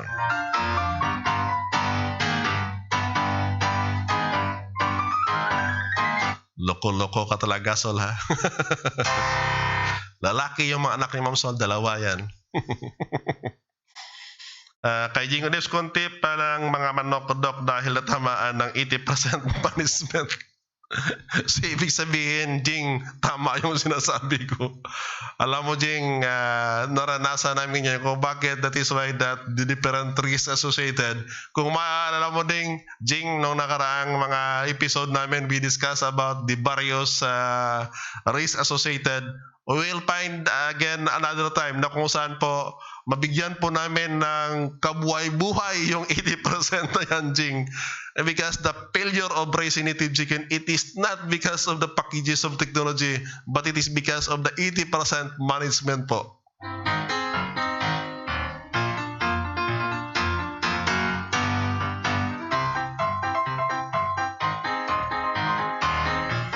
Walang problema, Jing. Baka po hindi matapos yung buwan na to, ma-picture na namin yung bagong kulungan namin ng manok, Jing, na you can have it be copied dyan sa area po ninyo. And we'll be doing it in detailed para po na kaya nyo kopyahin. Pati yung automation po namin sa patubigan, Jing, we'll be sharing it. And yung sa patokaan lang, hindi pa namin na-automate. Kasi we need also to introduce some treatment, lalo na pong yung phytobiotics, yung kung bakit na hindi pa namin magawa ng paraan. But we are now gearing to that perspective, Jing, na kung saan po, kung pwede lang na habang nagtuturo ako, nag-aalaga ng manok, yung kung bakit na sabi ko kanina, the opportunity behind this COVID, kung alam nyo, after this COVID na magawan po ng paraan to, alam nyo yung work from home na scheme na yan, na kaya nga sa akin palagi ko sa mga estudyante ko, this COVID totally changed the parlance of this world. Kung pwede pa lang na sa ating mga OFW, lalo na pag ang sinasabi natin is yung hinawakan yung mga document that can be done work from home, kung ako sa inyo, kahit kalahati lang yung sahod nyo, basta dito po kayo sa Pilipinas at saka maglagay po kayo ng project nyo dyan sa respective areas po ninyo. We know that this work from home, no, kahit na mag-new normal po, talagang mangyayari yan. So, kindly take advantage and take look on the positive side of COVID. Never look back on the negative side. Baka po mauna pa kayo sa COVID na matay. Unahin nyo muna yung positive side ng COVID and it will really change our life. So kung i-change niya, na mas maganda kasi pag magawa rin natin ng paraan na mabubuhay po tayo, kapiling yung mga pamilya natin dito sa Pilipinas. At sa ating mga professionals naman, at least kung work from home na kayo, no, at least yung stress level nyo in your offices po, mabawas-bawasan. At the same time, you have the extra income para po sa pamilya po ninyo. Extra income na, may extra pagkain pa.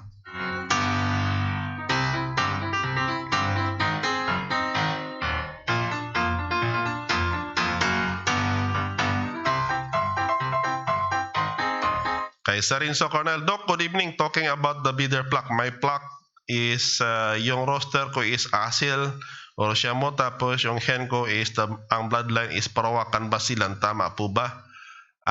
Sir, medyo when it comes po sa cruelty, kasi ang description ni Darwin with that asil and Parawakan, that is a barbarous chicken of the Philippines. Barbarous chicken.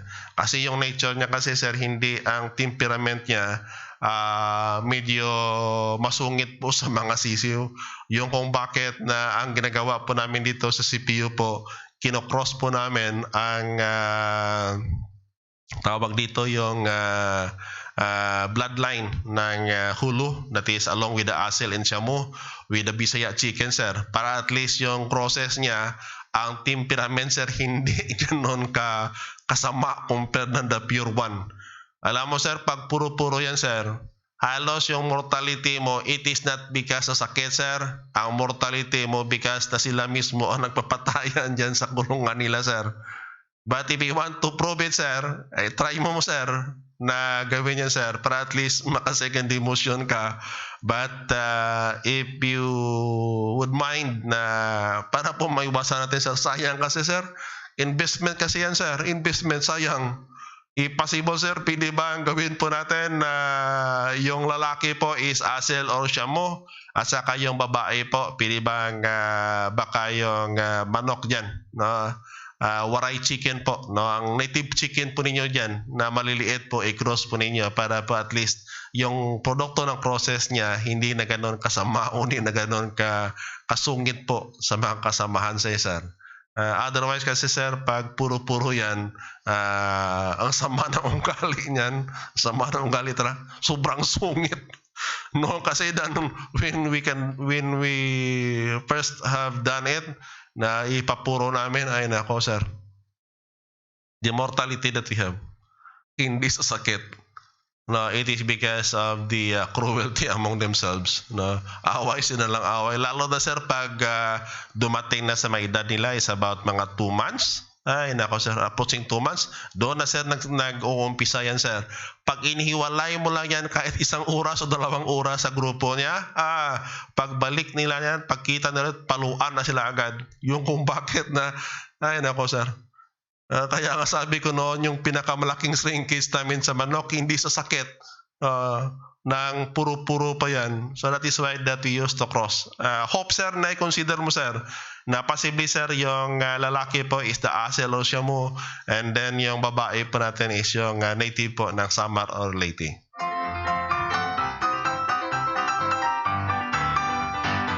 Kay Sir Mick Dinulos, kindly contact po yung number po na binigay po namin dyan sa page po, sir. Kindly contact during office hours, sir, kasi iniiwan kasi namin dyan sa may tawag dito sa opisina po namin. Iba kasi, ang opisina kasi namin dito, meron po kaming finance and marketing department.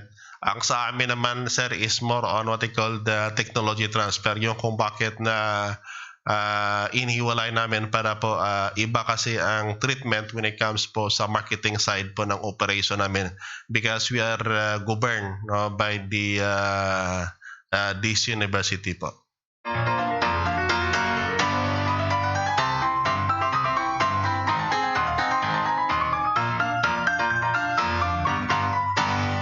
Kay Sir Rinzo, hope, sir, na naliwanagan ka doon sa sinasabi ko, sir. Yung pangalawang tanong mo, sir, para at least, sir, mabawas-bawasan yung cruelty among the stocks that you have. Try to cross po larger genetic group, yung Asil o Shamu with the Bisaya or the native na maliliit po dyan sa may area mo po, sa may Ormoc po. Kay Eusebio Boy Villavicencio Jr., Doc, ma-recommend o suggestion using the native chicken ang commercial dresser machine. Actually, sir, yung ano ibig sabihin mo, sir, yung automatic na isinasabit mo lang o yung tawag dito yung plucking machine lang? Kasi, sir, pag plucking machine, sir, walang problema yan, sir. You can use the plucking machine po. But kung isabit po, ang problema po namin dyan when we have it be dressed on the nearest dressing plant that we have, ang problema namin, sir, yung paa po ng manok, halos luwang doon sa lalagyan ng paa ng broiler. Yung kung bakit na minsan naghahabulan pa ng native na manok doon mismo sa dressing plant. Yung kung bakit, sir, na ginagawa po namin dito sa CPO, we try to fabricate yung handling talaga ng paa na talagang kasya-kasya sa paa ng manok na native. Kasi doon sa may dressing plant, ang ginagawa niyan, ini-inform namin ng earlier na meron po kaming manok na ipadress. na by the thousands. So ginagawa nila, ina-adjust nila yung bukas ng holder para magkasya. Otherwise kasi sir, pag ang hindi nila na-adjust, ang magiging problema mo sir, sobrang luwang. Pag nakaalpas yung manok, habulan mo sa loob ng dressing plant. Yung kung bakit ang isa sa consideration natin sir. But if you are using the plucking machine sir, walang problema sir, you can use the plucking machine po. Ang gamitin po nyo na pangkatay para sa bleeding po, you can use what they call the cone type. Kindly search in the internet po ang small scale dressing plant. Doon mo sir makita ang various equipment na pwede po ninyo magamit in lieu of those commercial dressing plants sir.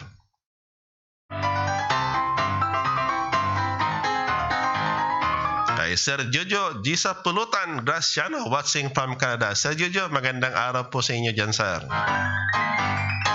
Saka kay Prince Labilla Amarille na watching from Cagayan de Oro City.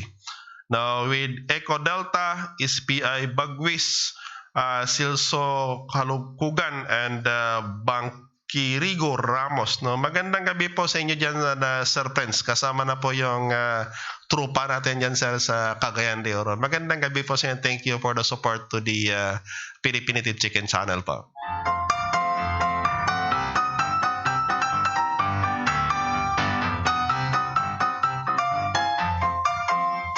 At least Ma'am Bims, pagbalik mo dito sa Pilipinas Ma'am Bims, alam mo na kung anong gawin mo. At least at siguro Ma'am Bims, pagbalik mo dito, pag napanood, habang po mapanood po kayo ng aming show po dito, alam ko kasama mo na si Sir dyan sa tabi mo. Katulad ni Sir Elser at saka Ma'am Cecilia, dyan sa may Mabuyong Anini Antique. Kay Sir Salvi Alipan, walang problema sir. You are always welcome po. Kay Sir Japet sir, pag nakapunta po kayo dyan sa may Santa Jose pa po, actually sir, marami pa ang native na manok po nyo dyan sir sa may Agusan sir. Nagiging problema nyo lang, no, hindi lang ninyo na nabigyan po ng pansin mga local breed nyo dyan. At nakapunta na ko dyan sir sa may kaya ang tanong ko sa inyo kung ilang oras ang travel time from your place going to Santa Jose pa, kasi ang napuntahan ko po is Santa Jose pa po. Nakalimutan ko lang yung pangalan ng organization na pinuntahan ko dyan, but I visited that area para po tingin-tingin and try to study the different group of native chicken all throughout the Philippines kasi. Na iba kasi yung usapan pag buong Pilipinas yung inikot mo para makita lang ang Philippine native chicken. Actually, Central Philippine University, we are suggesting, if you have your own local chicken, native chicken, kindly use it as your stocks. Kasi yung adaptability in your area, climatic, at saka yung patoka is mataas na po. Kindly use it. But kung wala po, we'll find means kung paano po makarating yung manok dyan sa inyo, o kung sino yung may pinakamalapit na lugar na pwede nyo puntahan para po makakuha po ng native chicken po.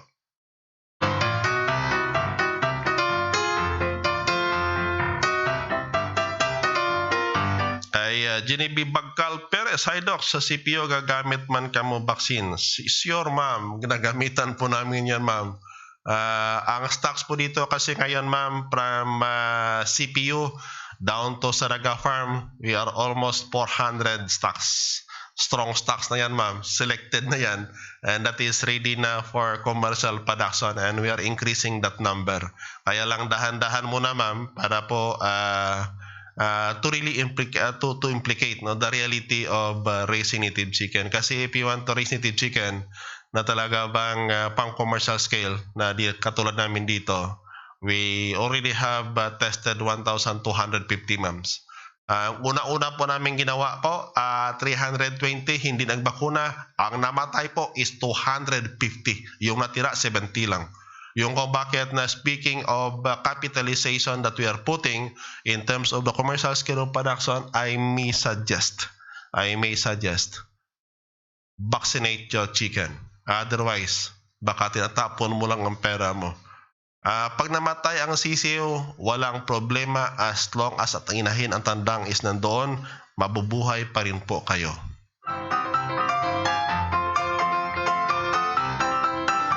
Kay Sir Sandy Di Manuel, also watching from the land of Cyprus. Cyprus ba yun, sir? Mali ata, sir. No, watching from Canada, sir. Magandang gabi po sa inyo, sir.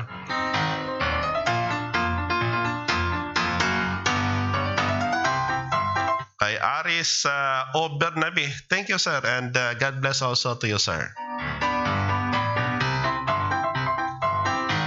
Kay Sir Renzo Cornel, walang problema, sir. That is for the agripreneurs, no, of the Philippine Native Chicken. Hope, sir, na yung Paris chopper mo, sir, nakahanap-hanap ka na, sir. Ayun, sir, gamitin po natin yan. At least multi-purpose po, sir.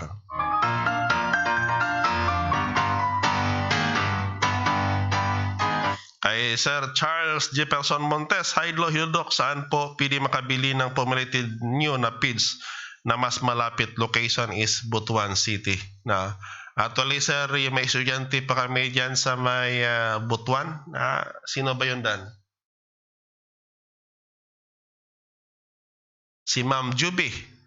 Ang may-ari, sir, ng Solarize. Solarize gas station po ng estudyante namin dito, si Ma'am Juby, at saka yung beloved husband niya, si David. Dito po sa personalized learning. Kaya lang yung venture kasi ni Ma'am Juby, iba po. Because in the personalized, talagang personalized yan. Kung anong specialty mo, hindi namin pinupost ang native chicken. Pag sa tingin namin, alanganin para sa specialized area mo. Otherwise, you will be spending more of your money na hindi mo naman karapat-dapat sa expertise mo. Sayang naman kasi.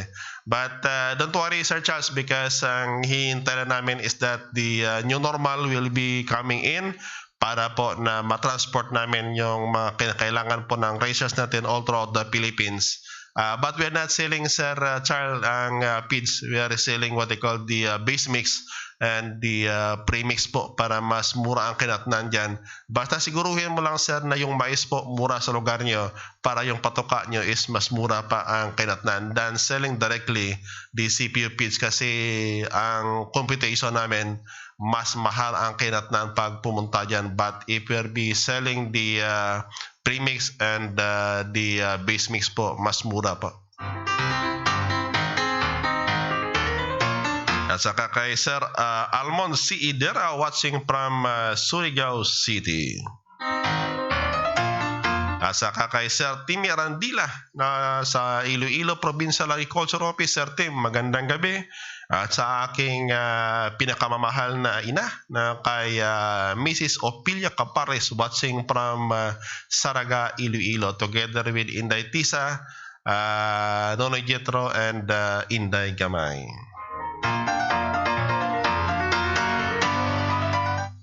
Kay Sir Timmy, you can have it, sir, na contact lang, sir, dito po sa atin, sir. Hanapin mo lang, sir, si Dana, sir, para mibigay po sa inyo yung detail, sir.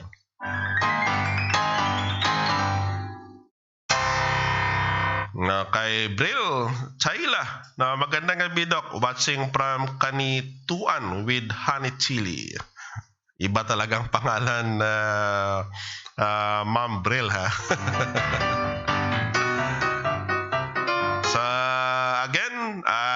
At least lahat ng katanungan po ninyo nasagot po namin. Again, if you found our program po beneficial or informative, kindly share our page. To those of you know po, makatulong po itong programa po natin. We'll be continue discussing po bukas, no? Same topic, but we'll be dissecting the every segment po para po at least you can get the idea of what are the pros and cons, no, of engaging in that kind of project. Now, again, this is your host, no, Dr. Jaime C. Caberlis Jr., together with Ma'am Dani Marie Istoy Gabasa po. Na dito po sa technical po namin. No, kami po is puso po nagpapasalamat po sa inyo for keep on tuning with us, no, together with our President, Dr. Chodoroso Robles, and our Chairman of the Board, no, Attorney Bon Lobel Bidona. Again, magandang gabi po sa inyo lahat, and see you tomorrow for another segment of this program on the Philippine Native Chicken channel. God bless and keep safe always po.